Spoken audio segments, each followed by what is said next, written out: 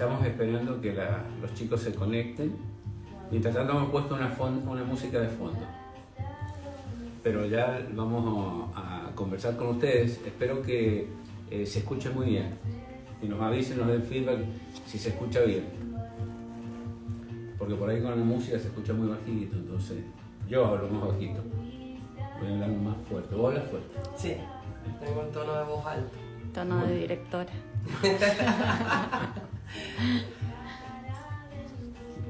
Bueno, ¿se están conectando, Tati? ¿Estamos nosotros nomás? Todos nosotros, Bueno, lo grabamos nomás. Charlemos entre nosotros. Bueno, ustedes pueden hacer todas las preguntas que quieran. Ahí están entrando. Está para que... Están rezagados. Yo te voy a hacer muchas preguntas. Bueno, bienvenidos. Por lo menos que esté el Mario Medina, por lo menos. Claro. Que no esté jugando Mi al padre. mi familia. Que no esté jugando al padre, el Mario Medina. Gran jugador de padre, ¿sabes? Sí. El otro día le quise regalar una raqueta. ¿De padre? Ajá. Muy bien. Muy bien. Muy buena la tía. Bueno, voy a bajar esto. Primero voy a presentar el programa y después te presentas vos. Perfecto. Bueno, bienvenidos a Mentes Conscientes, el ciclo de la Fundación Claves. Desde Mendoza estamos transmitiendo este ciclo para dar a conocer lo que hacemos en la Fundación y también para presentar personas que están básicamente trabajando, como le llamamos, los héroes anónimos. Porque trabajan todos los días, se levantan todos los días, aportan, ponen valor y generalmente se dieron cuenta que en las noticias y todo está todo, las malas noticias, pero también hay buenas noticias porque hay gente que todos los días pone valor para que nosotros sigamos adelante. Entonces desde la Fundación, que trabajamos en conciencia, trabajamos en darnos cuenta, en sacar lo mejor de nosotros, la mejor versión. Estamos invitando a personas que han participado en la Fundación para que nos cuenten de sus cosas, cómo aportan valor y cómo funcionaron las enseñanzas de la Fundación, qué cambios han producido. Entonces, para mí es un privilegio estar esta noche con María Eugenia Medina. María Emilia Medina, un error. Un gusto, hemos trabajado todo el año 2021, todo el y ahora mundo. estamos asistiendo. Y ahora estamos asistiendo al Claves 2, así que bienvenida, estoy feliz de que esté acá. María Emilia es directora de nivel inicial, que me lo vas a explicar muy bien enseguida cuando te presentes. Y bueno, bienvenidos a todos y cualquier pregunta que quieran hacer, aprovechenlo. Tenemos a María Emilia acá para sacarnos las dudas que tengamos. Todo tuyo. Gracias, Raúl. Antes que nada, gracias por la invitación. Estoy honrada de esta invitación. Bueno, muchas gracias igualmente. Soy María Emilia Medina, soy directora de nivel inicial de hace 4 años y hace más de 25 años que soy docente. Y bueno, mi rol en la educación es una vocación de servicio. Hice de mi vocación mi profesión. Entonces, eso me da mucha satisfacción personal. Y lo traje desde pequeñita porque mi mamá también fue docente. ¿Ah, sí? Sí, y directora también, de primaria. De primaria. De primaria. O sea que inicial no es lo mismo que primaria. No, enseguida lo vamos a explicar. Y bueno, y tengo 2 niñas preciosas de 21 y de 18, que ya son mujeres. Sí, tremendas mujeres. Hermosas mujeres. Y estoy feliz. Qué bueno, qué bueno. Una de las... te contamos, o ya sabes, mejor dicho, que nosotros este año hemos decidido hacerlo por profesión. Sí. Entonces el ciclo está basado en profesión, hemos estado trabajando con docentes o profesores o personas que se dedican a la educación. Entonces a mí me parece muy rico lo que haces porque estás trabajando recién ahora, me entero las diferencias que hay. Entonces me encantaría que vos me expliques mejor cómo es esto de la educación formal, porque digámoslo por darle una educación formal. Educación formal, exacto. Entonces, ¿cómo funciona? ¿Cómo se divide? ¿Qué significa inicial? ¿Cuál es la edad? Porque yo tengo pensamientos viejos. Exacto. Nosotros en Mendoza, en Argentina, tenemos 4 niveles en la educación formal.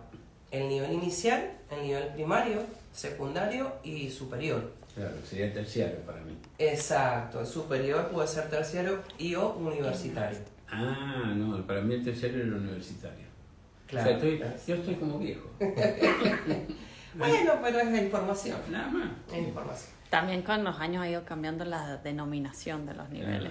Tenía cuatrimestrales, yo me imagino. Claro. Bueno, es que hay Cuatrimestrales. sí, hay cuatrimestrales. Pueden ser cuatrimestrales, semestrales o anuales. Ajá. Los del universitario superior. El nivel inicial se divide en 2 partes. El jardín maternal, que depende de los CEOs de las municipalidades, que van desde 45 días a los 3 años de edad. Perfecto. Y de Dirección General de Escuelas, que es el nivel inicial, nosotros tenemos una dirección de educación inicial, que es de 4 y 5 años, y esa edad son obligatorios. Uh-huh. Y ahí es donde vos sos directora. Y yo soy directora. ¿Y ese en qué colegio? Yo trabajo en el Algarrobal, y para que ustedes entiendan también, hay 3 diferentes, digamos, modalidades de trabajo en jardín, porque tenemos los jardines anexos, que dependen de una directora de primaria. Por ejemplo, si hay un colegio, una escuela primaria, y tiene 2 salas, una de 4 y una de 5, por ejemplo. Pero ese jardín depende de una directora de primaria. Entonces se le denomina jardines anexos. Después están los nucleados, que en el caso mío es yo tengo 6 salas en una escuela primaria y 6 salas en otra, y se nuclean, se juntan esas 2 y forman una institución. Y yo soy directora de esa institución, entonces voy a un núcleo y voy al otro. Tengo 12 salas. Perfecto. Y los exclusivos que tienen edificio propio. Por ejemplo, hay 10 salas en un solo edificio. Claro. Yo comparto con las primarias los edificios. Claro. Perfecto.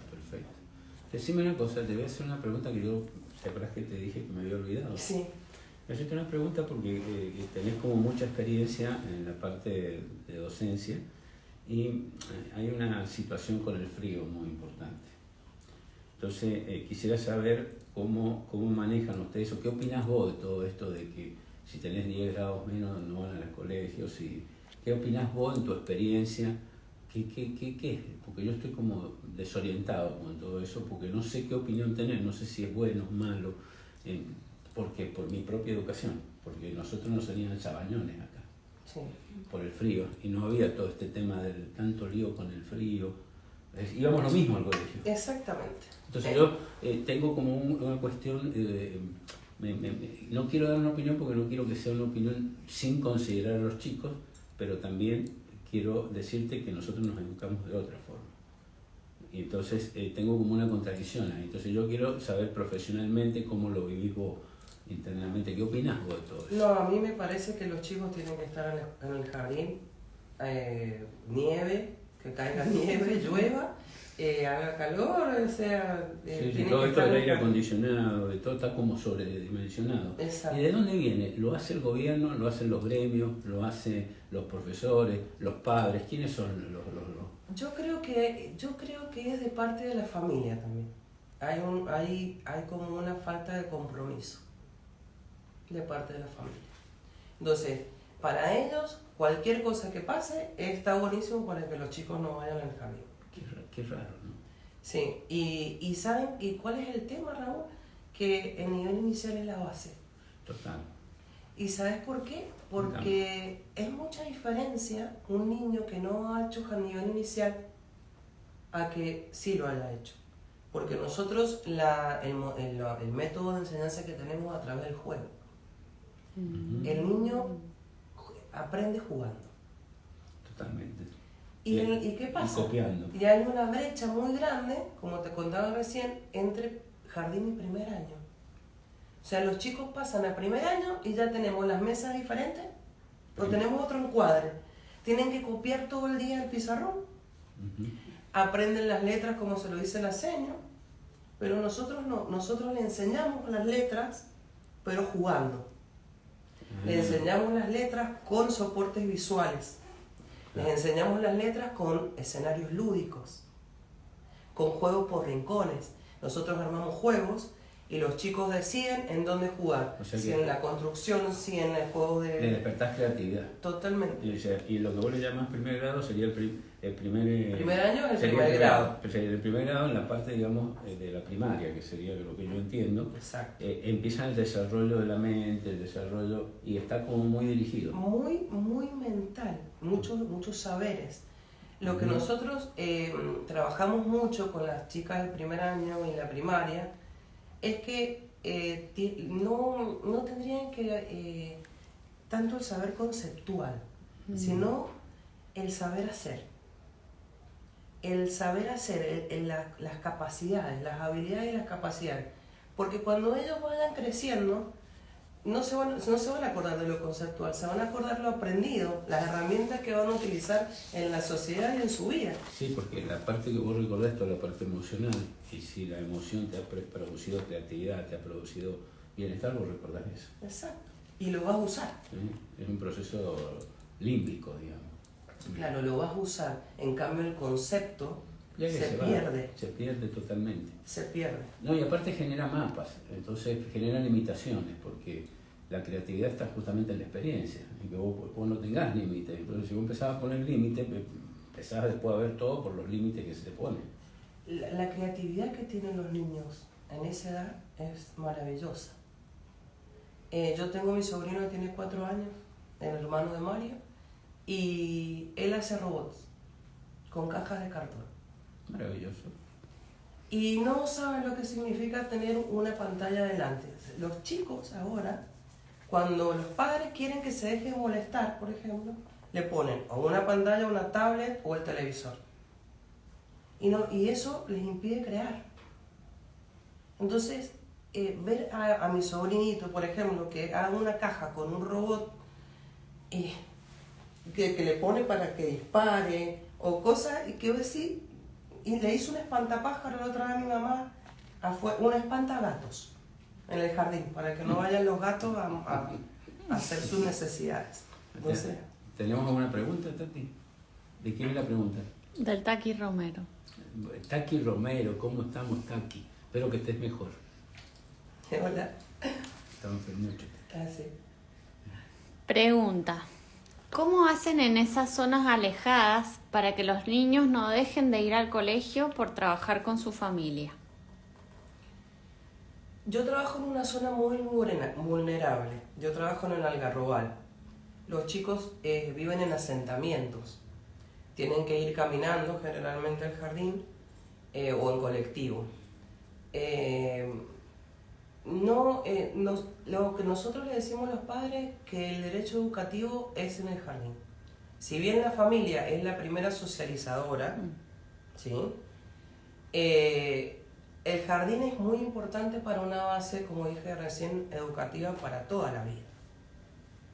Y los chicos no solamente aprenden jugando, sino que aprenden a jugar con el otro. Aprenden a jugar con un adulto, aprenden a reconocer, a respetar al adulto, a respetar los tiempos, las normas de convivencia. Aprenden a escuchar. Y aprenden a socializar.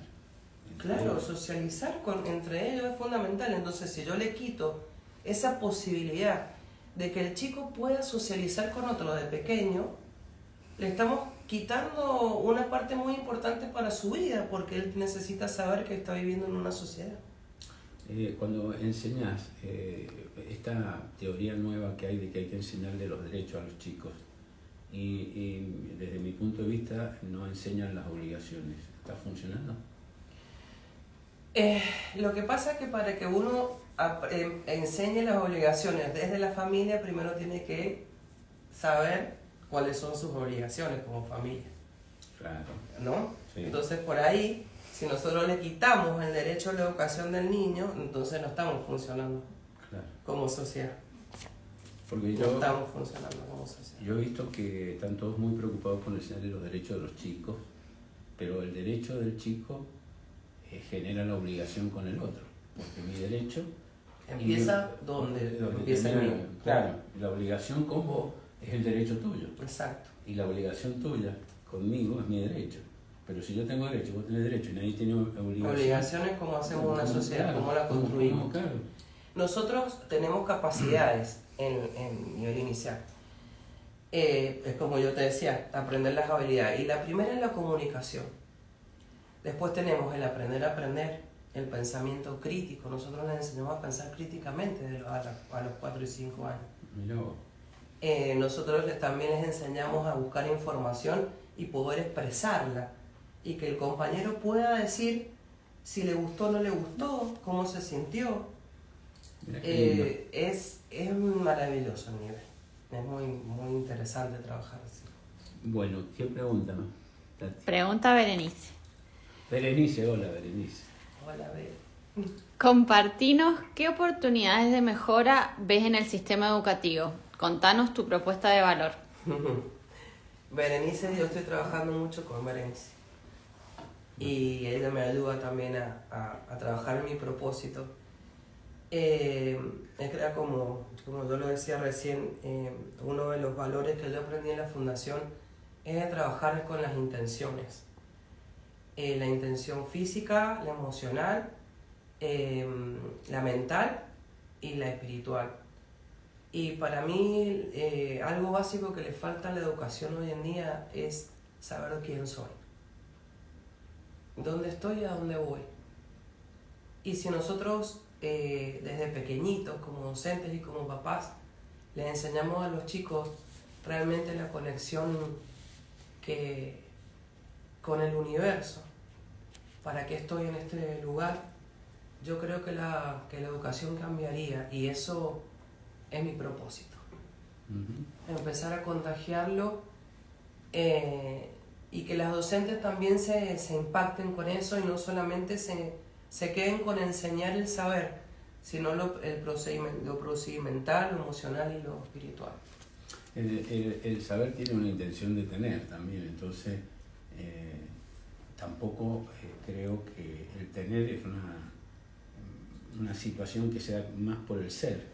Entonces me da la sensación a mí de que enseñar solamente el saber, y si ese saber está descolocado en el tiempo y el espacio, el tener es una frustración. ¿Se entiende? Entonces al tener una frustración en el tener, vos volvés a trabajar el hacer, entonces estás en un circuito vicioso del hacer para tener, y como no puedes tener porque todo está desorientado de tiempo y espacio, Sí. entonces se genera una frustración muy grande. Entonces yo creo que está muy bueno porque vos tenés un espacio donde el chico sí sabe quién es. Porque si vos a los chicos no le tenés que preguntar, ellos muestran. Porque cuando uno es, no se trata de pensar que soy, Exacto. se trata de ser. Exacto. Y ellos son todo el tiempo. Permanentemente. Entonces el problema está cuando uno empieza a desarrollar el yo. Entonces en el yo empieza la identificación. Entonces cuando la identificación empieza a ser falsa, porque está basada en una cuestión de enseñanza, de información, donde estoy compitiendo con la información y comparándola. Entonces mis acciones dejan de ser, entonces yo me empiezo a interpretar. Entonces dejo de ser, para hacer una imagen. Para hacer una imagen para el otro. Para el otro, y aparte creyendo que de esa forma yo puedo después tener. Porque la sociedad necesita que vos tengas, porque se mantiene el sistema. ¿Sabes lo que me pasa, Raúl, también? Que con el adulto, tanto sea papás como sean docentes, queremos imponerle a los niños a que aprendan como yo quiero que aprendan. Bueno, eso es una agresión. Sí. O sea, es una agresión inconsciente, porque no lo hacen de malos. Es una forma de aprendizaje. Entiendo que a los chicos hay que darle... Lo que haces vos, lo que has contado, me parece súper valioso. Lo otro me parece una imposición y adoctrinamiento que genera básicamente mapas que son muy difíciles después de sacar. Y hay varios cuentos que podemos hablar. Yo siempre hablo de la flor, de la rosa. ¿Sabías ese cuento? acuerdo. Sí, el cuento de la rosa. Sé muchos tus cuentos, Sí. pero ese no me acuerdo. Bueno, te cuento, porque no es un cuento mío, pero está bueno, pero lo he nombrado en otras oportunidades acá en Mentes Conscientes. Te lo voy a contar rápido. Es un chico que va al colegio y le dicen, vamos a crear, le dice la maestra. Vamos a crear, que vamos a dibujar. Y entonces él pensaba en un robot. Y dice, y le dice, no, momento. Le dice, vamos a crear flores. Dijo flores amarillas, verdes, pensaba todo lo que iba a poner. Y le dice, no puedes hacer eso. Entonces le dibuja una flor que copia. Y le dibuja una rosa, roja. Terminó la creatividad. Hizo la roja. Y entonces él se empezó a acostumbrar a que hacía lo que hacían los maestros. Lo cambiaron de colegio. Entonces llegó al nuevo colegio. El nuevo colegio tenía un pensamiento diferente, como el que tenemos. Entonces empezaron a decir, bueno, vamos a crear flores, crean lo que ustedes quieran. Y el chico se quedó quieto. Y no sabía qué hacer. Esperaba las instrucciones de la maestra que tenía que hacer. Entonces le dijo, no, haz lo que vos querás. No, mis instrucciones no sirven. Haz lo que vos querás. Y él dibujó una rosa. Y ese es el mapa. Eso es lo que quiero cambiar. Sí, pregunta. Tengo pregunta y comentario. Dale, ¿Por dónde empiezo? donde quieras. Bueno, voy a leer primero los comentarios. Marcela Sabatini dice, totalmente de acuerdo con Emi, la escuela enseña cosas que se encuentran en Google, lo que menos saben es a gestionar emociones y quiénes somos. Virginia Soloa dice, considerando el cambio que pretende en la educación, ¿qué opinión le merece un sistema educativo que no considera los diferentes modos de aprendizaje o la calificación numérica? Perdón. Los modos de aprendizaje es como también les quería comentar algo para que ustedes sepan. Hay un diseño curricular provincial de nivel inicial que nosotros lo tenemos en el 2015, que poco y nada se usa. Y ahí están explicados perfectamente los modos de enseñanza, como pregunta Virginia. Los modos de enseñanza en el nivel inicial son la centralidad del juego, el docente como mediador del aprendizaje, la globalización, los juegos por rincones, como lo he explicado recién, que el niño puede elegir, los espacios lúdicos, que si yo enseño un contenido de matemática, lo puedo enseñar jugando en el piso, con distintos elementos, por ejemplo. Para mí los métodos de enseñanza son fundamentales y se pierden en la primaria, porque ya después, cuando el niño llega a primer año, ya no juega.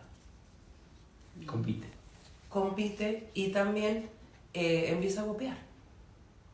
Empieza a copiar lo que le dice la docente. Se sienta como en el año 1900. Sí, como Pink Floyd, The Wall. ¿Has visto ese video de Wall?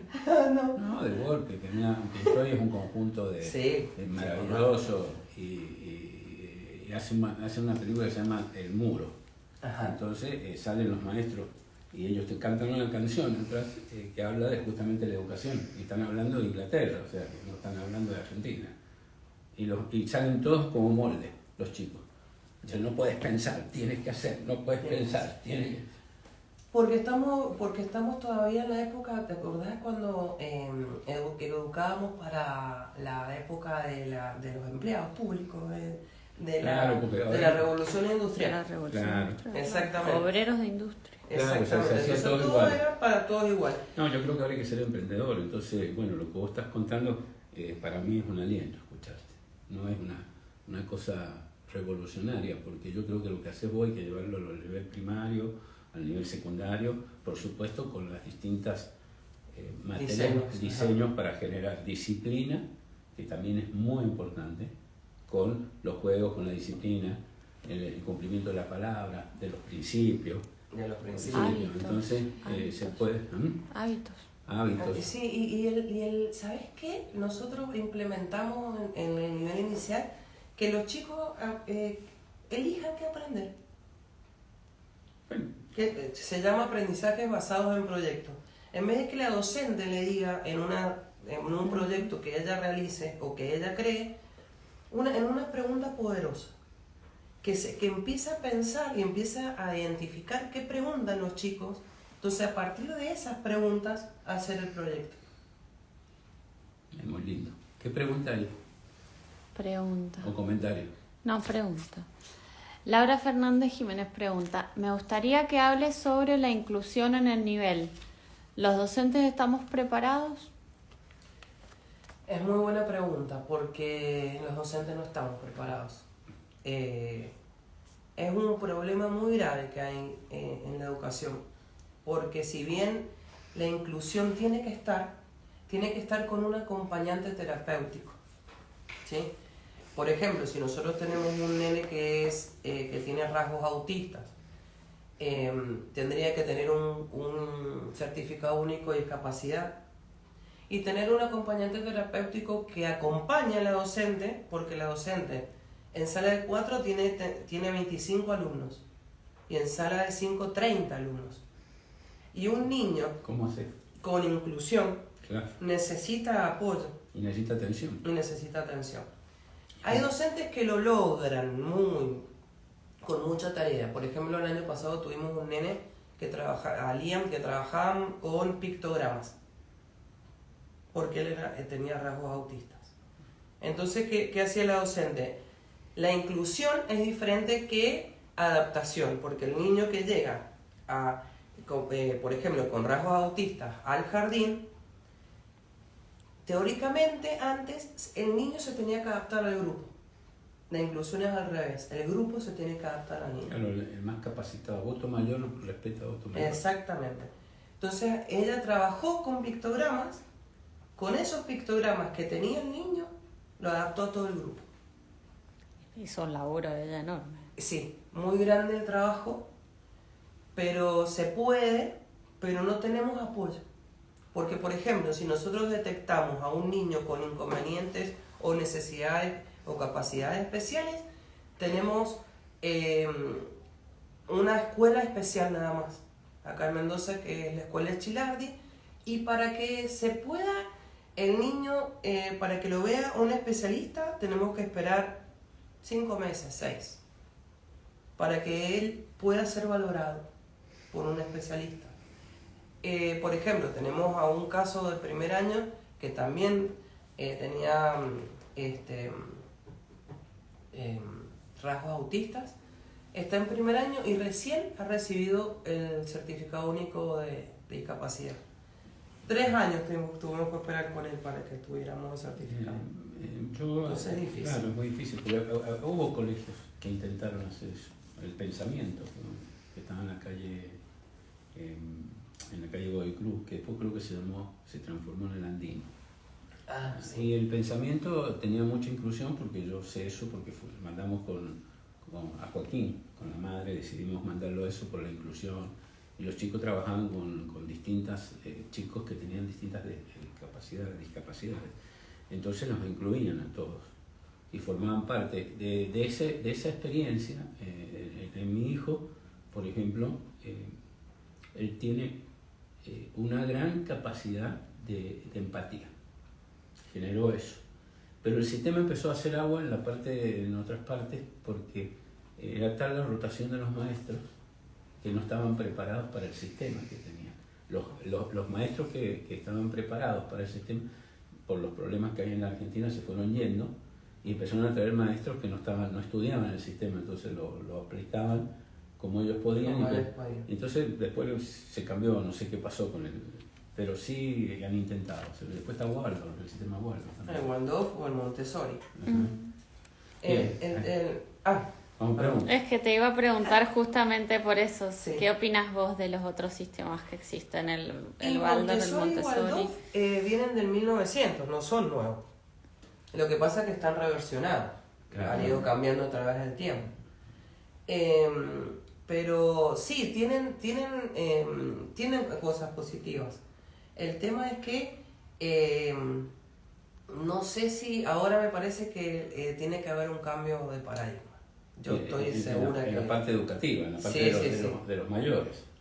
Tiene Porque- que haber también una formación docente diferente. Eso, de los mayores, de los que manejan. De los que, sí, pero también, o sea, pero si ellos no, por ejemplo, yo tengo docentes que llegan a la institución y no saben qué hacer, porque hay una cosa es la teoría Sí, y bueno, otra eso cosa pasa- muy diferente en la práctica. Pasa en todas las carreras. eso. Entonces las directoras somos las que tenemos que acompañarlas a ellas. Y ahora, dentro de tu proyecto personal, ¿hay un proyecto que vos tengas para que vos hagas una institución donde entrenes maestras?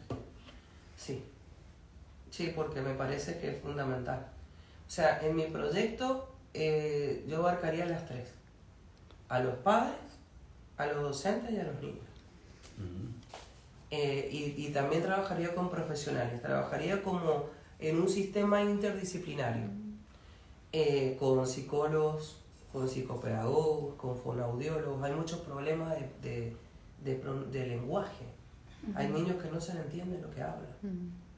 Me contaba Tati, No se le entienden absolutamente nada de lo que dicen.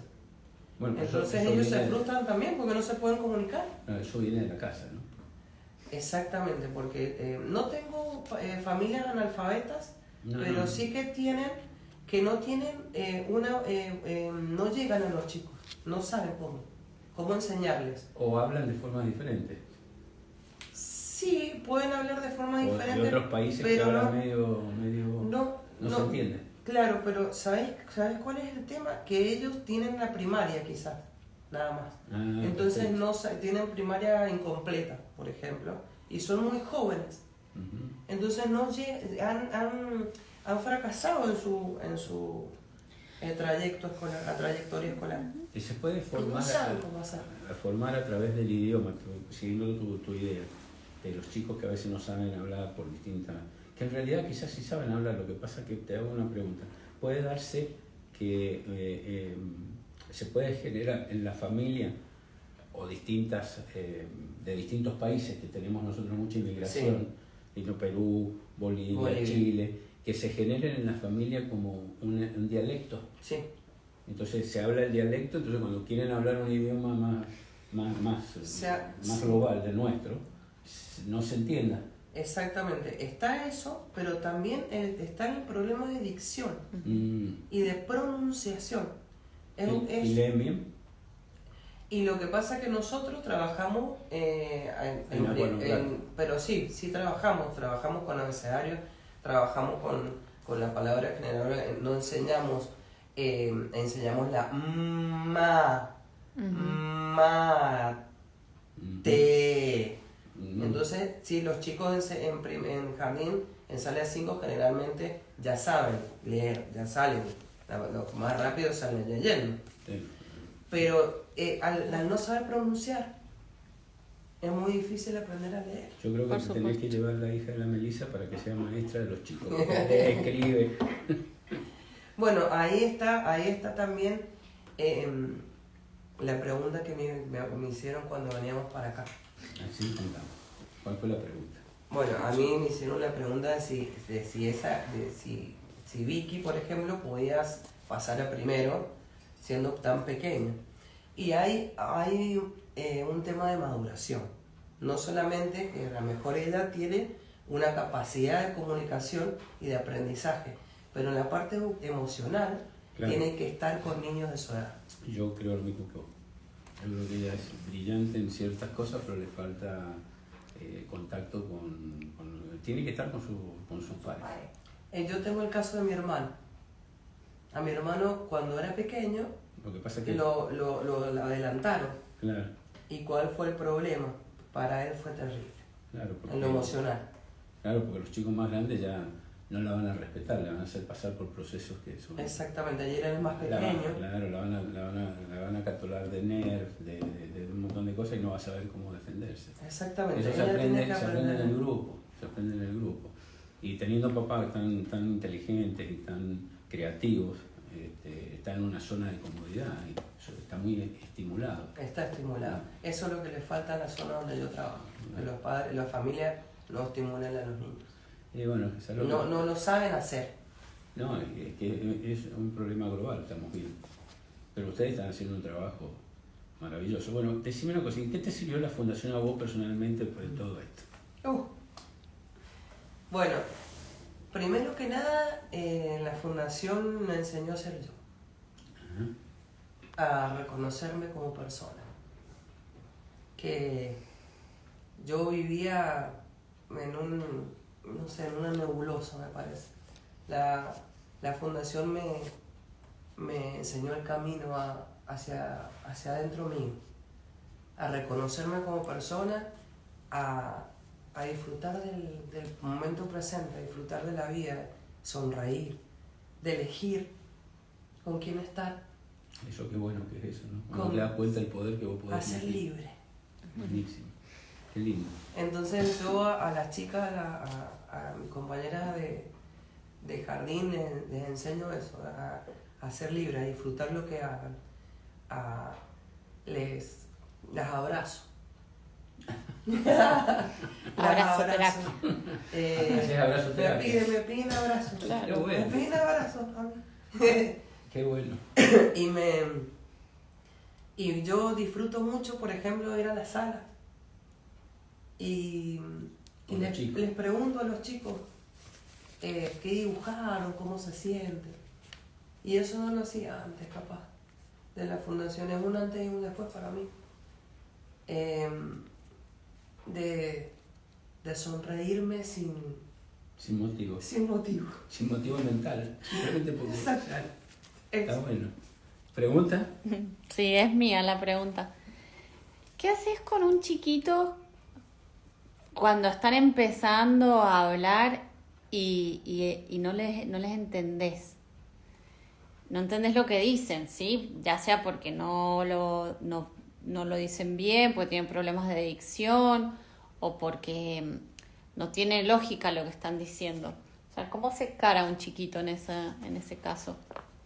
Tenemos DOIT, que es una organización que ayuda o sea, depende de Dirección General de Escuelas, es por región. Yo trabajo en la sección número 15 de Las Heras y tenemos tres secciones de DOIT que ayudan a las trayectorias escolares. Y hay fonoaudiólogos, psicopedagogos, y nosotros derivamos a los niños con inconvenientes a ese lugar. Pero ¿cuál es el problema? Que somos muchos jardines y la OIT tiene un fonoaudiólogo, un psicólogo, un psicopedagogo, un trabajador social para, no sé, decirte, 50 escuelas. Claro. No, imposible. Ahora, para ponerle, vos que tenés toda esta experiencia de tantos años, ¿no? ¿Qué, más allá de lo que me contaste en la educación ya completa, ya digamos, de primaria y secundaria, hasta ahí? Por lo otro, yo sé que la secundaria a la terciaria o a la universitaria entran muy mal, llegan muy mal, o sea, porque hay diferencias, eso lo conozco por los chicos que han venido. ¿Qué tendríamos que mejorar? ¿Qué aportarías? ¿Qué le podríamos decir? Que alguno por ahí tenemos la suerte que alguien nos escuche o te escuche, porque vos me imagino que todo esto lo plantearás y quedará en la nada, ¿cierto? Sí, la verdad que cambiaría muchas cosas, pero primero un cambio de paradigma que sería transversal, o sea, sería en todos los niveles, o sea, y que se basen un poco en el nivel inicial, porque nosotros somos como los pioneros. Y esto tan rico que tiene el nivel inicial, como decía recién, los métodos de enseñanza, el para qué, el aprender con la familia, que ser jardines abiertos a la comunidad, se empiezan a contagiar de nosotros. Y que no se pierda el juego, por ejemplo. La centralidad del juego tiene que estar hasta el nivel superior. Claro. Entonces, serían diferentes los juegos, nada más. sí, pero el ser básico que trabajamos nosotros en la fundación. Claro. El Se pierde porque se basa solamente en lo conceptual. Entonces tendría que ser un paradigma que atravesara todos los niveles y que se fueran más interesantes, más ricos y más adaptados a esta sociedad líquida que se le llama ahora.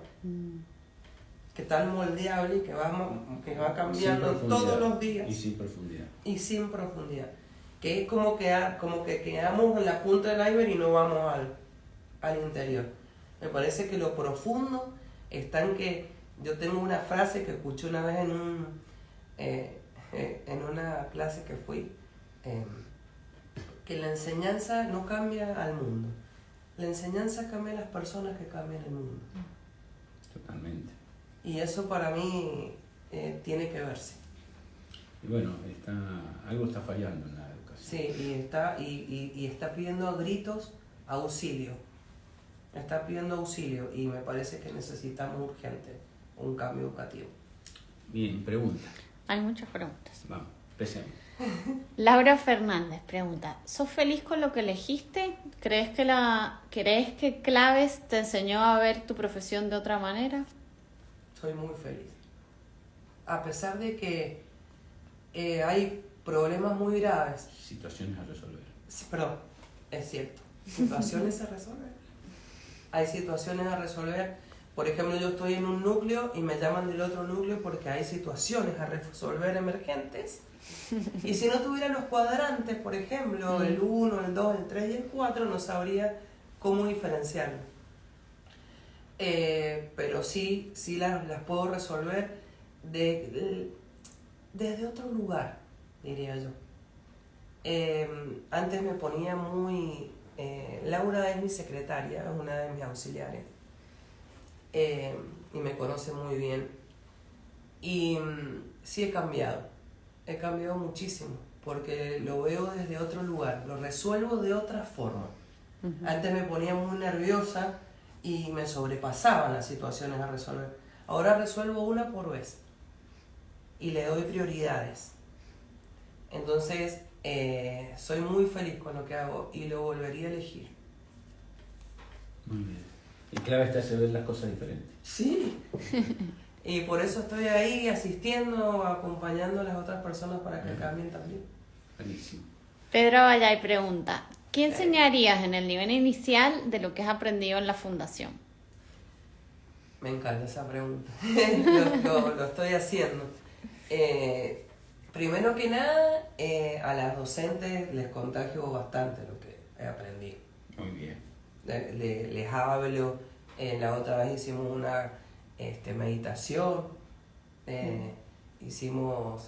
les hago ver también cosas de ellas, que si ellas no son felices o no se sienten bien en su lugar, poco van a ser felices los niños. Entonces, abrazarse, a pensar diferente, a no encasillarse con lo que yo aprendí, sino que a estar abierta a diferentes pensamientos, a escuchar a los chicos, amarse y amarlos. Eso me parece fundamental. Tenés que enseñar meditación. Sí. ¿Me enseñan meditación?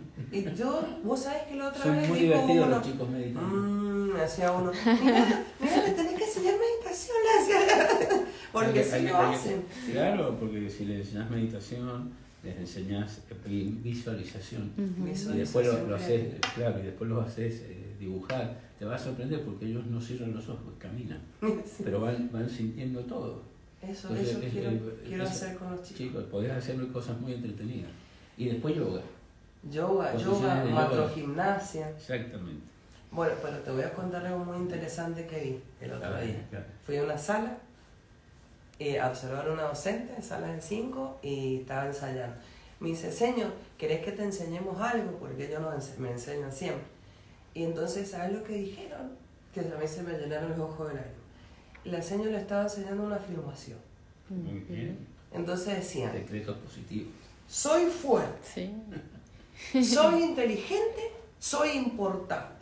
Por supuesto. Imagínate. Qué Y ella bonito. no sabía, pero ella le estaba enseñando una afirmación, así que me llenó de orgullo y de Sí, porque satisfacción. todo cuando nos conectamos con la parte sabia, que no está conectada con el ser consciente, como le llamamos nosotros, que es lo que estamos hablando, el desarrollo del ser consciente, todas las personas sacamos nuestra sabiduría. Y como nosotros sabemos todo adentro, cuando nos conectamos con esa parte, aparece. Los chicos la tienen innata. Entonces, está muy lindo lo que me contás porque me pone muy contento.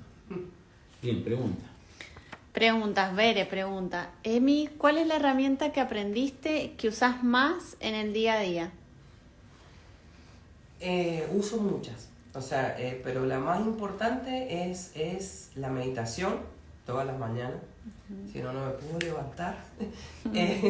Y yo lo hago con intención a la meditación de la mañana. Muy bien, Yo, por ejemplo, repaso todo lo que tengo que hacer. muy bien. Porque los domingos a la noche, el lunes a la mañana, yo uso 4 agendas. La primera es la de la fundación. Después tengo la mía personal, que es la de día a día, y las 2 agendas de dirección, para director.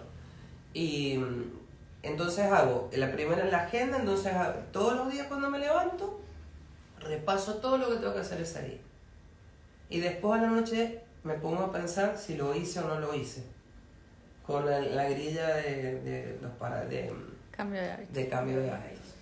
Y la lectura también, pero sobre todo el agradecimiento. Para mí, una herramienta fundamental que me enseñó la fundación es agradecer todas las noches el día que tuve. Me levanto agradeciendo y me acuesto agradeciendo. Y sobre todo, que aprendí también, es el planificar, hacer,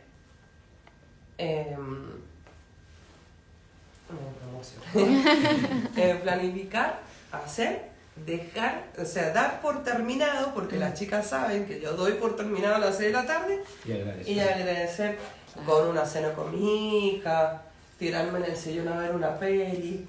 Eso se llama ciclo de productividad, así se produce. Bien, eso lo he aprendido muy bien, todos los días lo hago. Buenísimo. Bueno, ¿cómo te has sentido? Hay más preguntas. Sí, Meli Fanara pregunta, ¿el tema del bullying en los niños de preescolar está instaurado? Sí, en algunos casos sí, Meli. En algunos casos se da, lamentablemente, pero se trabaja de otra manera. Por ejemplo, nosotros trabajamos muchos hábitos y las normas de convivencia y trabajamos con un proyecto que se llama el Proyecto de la Paz, que ahora lo vamos a poner en práctica. Y ahí trabajamos los valores y los principios, el respeto, La aceptación del otro. El respeto por los turnos de intercambio. Ahora que tocaron el bullying, ¿se da más en el inicial o en la primaria? En la primaria. Bien, me imaginé. Sí, en la primaria es como que da... Claro, porque ya generaron el yo. Claro, y se enmarcan demasiado, son como muy tradicionales. En el jardín como se juega mucho. No, y en el jardín se acepta mucho más. Claro, Porque entonces... no tenés el mapa de la comparación, ¿no? Vos estás con una persona y es así, no tenés esa comparación. Entonces, cuando vos empezás a meterle deberías y meterle deberías. Mucho mapa, entonces el chico mira los mapas. Entonces, y se identifica mejor con el juego. Claro. Si yo veo un niño que está diciéndole algo al otro, las docentes jardineras tienen como más un manejo mejor a través del juego. No, pero mira, ¿por qué no vas a jugar? ¿Por qué no me invitas a jugar otra cosa? No se hace eso con el amigo. Sí, se llama mucho en la amistad. La docente jardinera tiene nace con un brillo. En un patio solo juegan. Claro. Entonces no tienen la mirada como las docentes jardineras. O sea, solo sin docente. Claro, los largan al trin, toca el timbre, se van a jugar, vuelven a entrar. ¿Y en el nivel inicial no? No, nosotros estamos a las 3 horas 20 con los chicos. No los podemos dejar nunca solos. Bueno, y aparte en el primario empiezan a generar creencias, empiezan las diferencias sociales, empieza todo un montón de líos en la cabeza. Aquí en la parte inicial debe ser menor. Claro, y los padres le transmiten las carencias que ellos tienen cuando eran chicos. También, estoy seguro. ¿Pregunta? Pregunta Ricardo Guillermo Herrero. ¿Para vos la educación debe ser gratuita y abarcativa en todos los niveles socioeconómicos? Hay una diferencia también en la educación, eso no lo hemos hablado, que es el de la provincia de la universidad, que depende de la nación, y privada. Para mí hay mucha brecha entre las dos, pero yo creo que pueden coexistir. Sí, yo creo, en mi sueño es tener un instituto o un colegio privado que tenga todo esto que hemos hablado, por ejemplo. No sé si se puede dar dentro del sistema educativo formal, digamos, público. Claro, lo que pasa es que la parte pública está tan ramificada que politizada. ¿Ah? Politizada. Bueno, aparte, pero está ramificada con tantas cosas que deja de lado la educación, no se puede hacer cargo de todo. Entonces, lo que se hace cargo va perdiendo excelencia y lo público y lo privado podría ser una elección nomás de vocación, porque podría ser también para unas personas un negocio y podría ser también tan bueno como lo público. Y lo público podría ser mejor si estuviera dedicado exclusivamente a tener, por ejemplo, como dijiste vos, psicólogo que tener uno, tener 10. Claro. Pero dedicarse al Estado de la educación, pero se dedica a todo, se dedica a hacer empresas, se dedica a hacer de todo. Entonces, ¿qué tiempo va a tener para enfocarse? Son demasiadas cosas y de personas que son políticos. Exacto. No hacen vocación política, pero no vocación como la que tenés vos. Exacto, y además que un colegio, un nivel inicial, un jardín infante, una primaria puede ser tan bueno, de tan buen nivel, en las dos áreas, como un privado. Totalmente.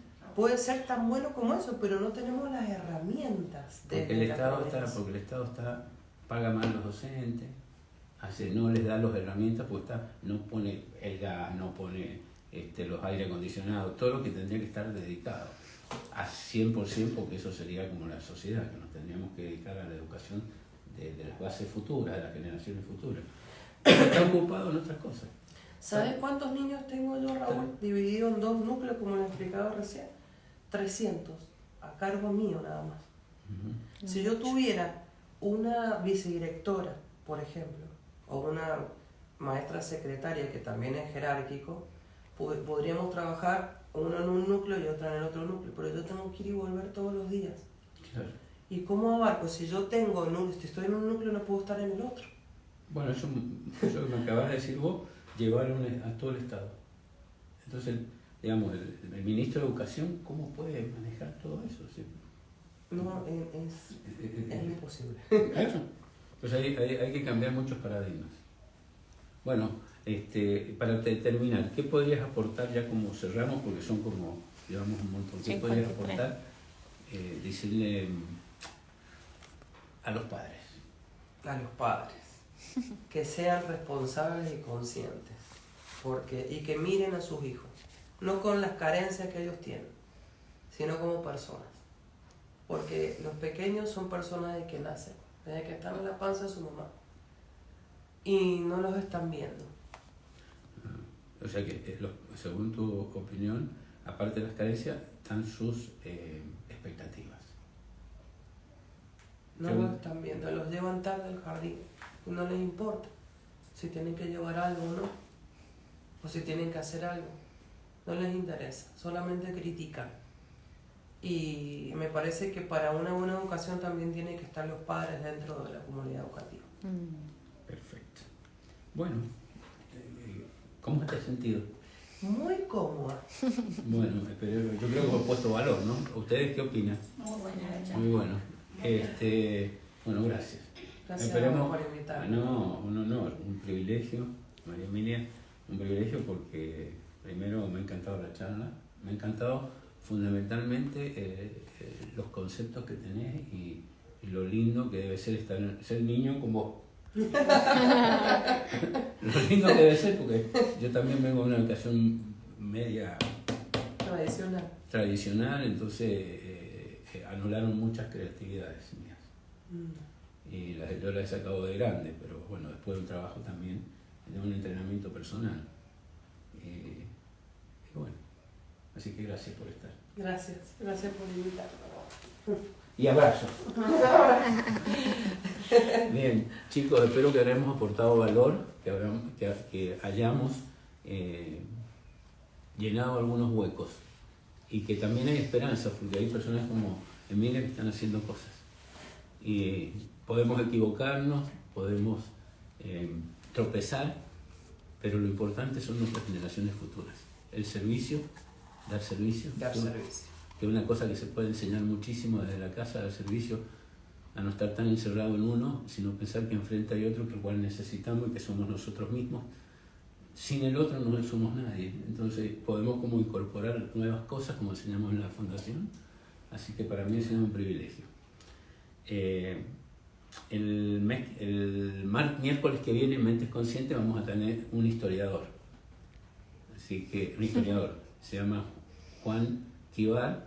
Él enseña historia. Sí. Entonces vamos a tener, le he pedido por favor que nos cuente historias de personajes, de valores y principios, para que podamos aportarle también a través de la historia figuras representantes, referentes, porque es muy lindo tener referentes de personas como San Martín, como personas que dieron la vida por un montón de principios y valores, ¿no? Exacto. Entonces vamos a ver cómo él lo aplica, porque él juega también pero ya en la universidad, donde da, en la secundaria creo que Sí. juega, y me ha contado cómo juega con los alumnos y están todos muy entusiasmados, y el fondo es la filosofía de los personajes de la historia. Entonces vamos a pedir... Tendríamos que trabajar con Juan. Juntos en el proyecto. Vamos a tener el miércoles. Este fin de semana tenemos claves inicial. Tengo a Lili que me hace señas, y empezamos el viernes. El sábado y el domingo son 3 días seguidos. Tienes que concurrir los 3 días si lo quieres tomar. Nos quedan exactamente 2 lugares. Entonces, si estás ahí en duda y nos ves, no te lo pierdas. Muy buena experiencia, una experiencia Excelente. Que se llama El Despertar, y van a ser 2 días y medio intensos y gratificantes al final. Así que no te lo olvides. Y seguimos también con Mentes Conscientes. Meditación. La meditación el martes. Meditación los martes. Una cosa importante, el sábado 18, de 11 de la mañana a 1, vamos a dar un seminario que se llama Seminario de Abundancia, que lo hacemos porque es el cumpleaños de la Fundación. Cumplimos 28 años. 28 años de dar seminarios ininterrumpidamente. Tuvimos una pequeña interrupción en la cuarentena, la retomamos y seguimos haciendo seminarios de crecimiento personal. Estamos vivitos y coleando, por decir de una forma vieja. Bueno, pero nació Mentes Conscientes. Claro, salió este ciclo. Así que todos los que quieran saber qué hacemos, cómo es la metodología, qué pueden aprender, es una muy buena experiencia. Lo vamos a hacer online por Zoom. Lo importante es que se inscriban, porque ustedes saben que el Zoom se contrata. Entonces, de acuerdo a la cantidad de gente que tenemos, es la capacidad del Zoom que tenemos en la sala, porque vamos a trabajar en sala. Es una experiencia muy linda, así que los esperamos. Chao. Adiós.